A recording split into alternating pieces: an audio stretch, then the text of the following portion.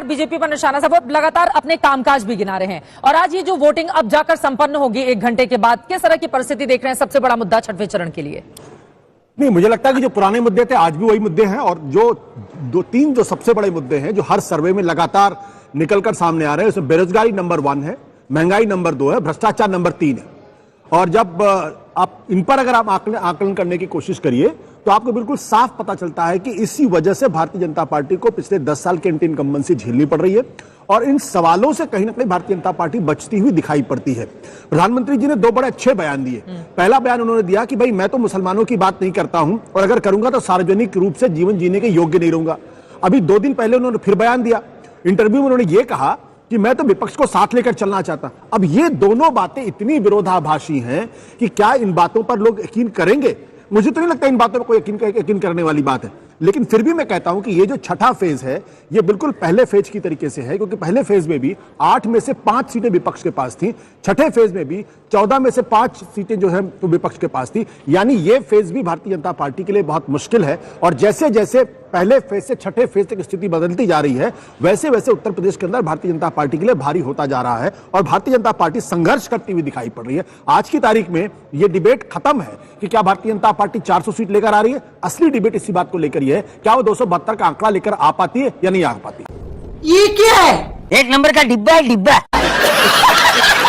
हमने कहा 400 पार पर विपक्षी गठबंधन लगातार बात करने लगे कि 400 आएंगी, 399 आएंगी, 398 आएंगी, या क्या वो ये बताना चाहते हैं कि नरेंद्र मोदी देश का एजेंडा तय करते हैं जिस पर विपक्ष के लोग आगे बढ़ रहे हैं, और उसी के आधार पर वो अपनी जीत का दावा भी कर रहे हैं। चित्रा जी, मैं आपसे माफी चाहता हूं, लेकिन भारतीय जनता पार्टी नरेंद्र मोदी की इस चुनाव की सबसे बड़ी सफलता यह है कि कोई भी राष्ट्रीय आख्यान वो तैयार नहीं कर पाए। आप 2014 का चुनाव देखिए, जिस तरीके से नरेंद्र मोदी जी ने अपने आप को एक राष्ट्रीय फलक पर पेश किया था, और पूरी डिबेट उनके इर्द गिर्द थी। 2019 को देखिए, जिस तरीके से नेशनलिज्म के मसले को खड़ा किया, पाकिस्तान को घुस के मारने वाली बात की थी। इस बार वो लगातार लड़खड़ाते हुए दिखाई पड़ रहे हैं। इनफैक्ट कि ये जो 400 पार वाली जो बात है, ये पहले फेज के बाद से भारतीय जनता पार्टी ने बोलना बंद कर दिया था, क्योंकि उनको लग रहा था कि इस पर जो है दलित तबका, वंचित तबका है, वो कहीं ना कहीं बीजेपी से नाराज होता हुआ या उनसे छिटकता हुआ दिखाई पड़ता है। अब जब विपक्ष ने कहा कि भारतीय जनता पार्टी 150 सीट पाएगी, 180 सीट पाएगी, 200 सीट पाएगी, तो इनको लगा कहीं ये बात जनता के मन में बैठ ना जाए, तो फिर से उन्होंने 400 की बात करनी शुरू कर दी, ताकि वो भी कॉन्फिडेंट दिखाए।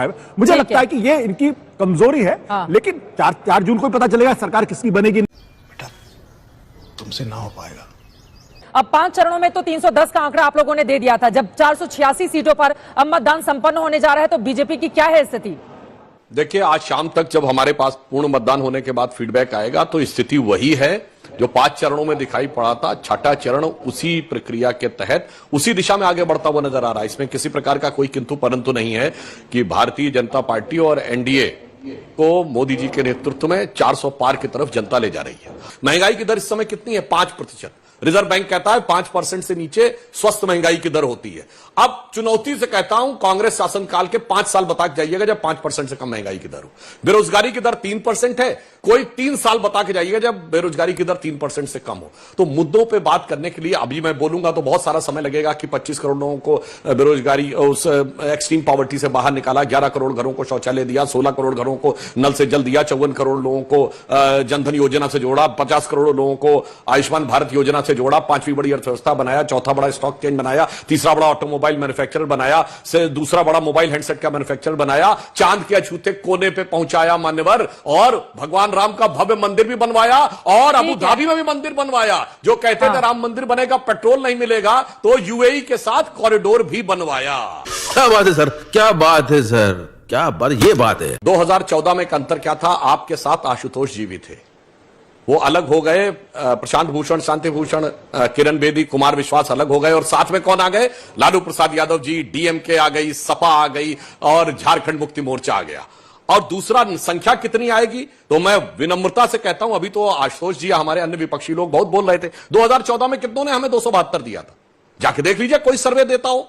2019 में कितनों ने हमें 282 दिया था, 272 नहीं दे रहे थे साहब। एग्जिट पोल लिखता था आपके इस पैनल पे, प्रदीप गुप्ता जी बैठे हुए हैं, इन्होंने 303 दिया था, तो इनको इतनी आलोचना की गई थी कि जिस दिन चुनाव परिणाम आया, मुझे याद है वो भावुक हो गए थे। भावुक हो गए थे क्योंकि उन्होंने कहा था कि मेरे ऊपर आरोप लगाया गया था कि मैंने एग्जिट पोल मैनिपुलेट करने के लिए दिया है, पर वो हकीकत थी। इसलिए अभी 4 जून तक चांदनी, फिर अंधेरी रात इनके लिए।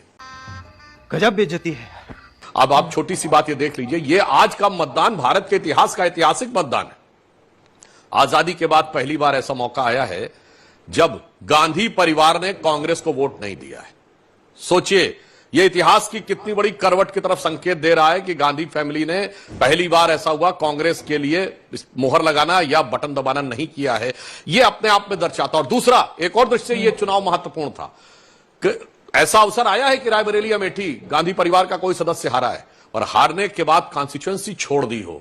यह भारत के इतिहास में पहली बार हुआ है। इंदिरा जी, संजय जी हारे थे पर कॉन्स्टिट्यूएंसी नहीं छोड़ी थी। तो अगर इन दो नजरियों से देखें, और तीसरा एक और चुनाव है, इस चुनाव में एकमात्र ऐसा मुख्यमंत्री चुनाव मतलब उसकी पार्टी चुनाव लड़ रही है जो जेल से रह के सरकार चला रहा है। मुझे लगता है इन तीन चीजों से देखें तो ये जिसको विचित्र प्रकार की परिस्थितियों में होने वाला एक ऐतिहासिक चुनाव है। और यदि इनकी बातों में दम होता, मैं भी देख रहा था कांग्रेस से कई वरिष्ठ नेता, प्रमोद तिवारी जैसे लोग कह रहे थे कि कुछ नहीं, अगर इस बात में लेश मात्र भी दम होता तो राहुल गांधी जी अमेठी छोड़ते।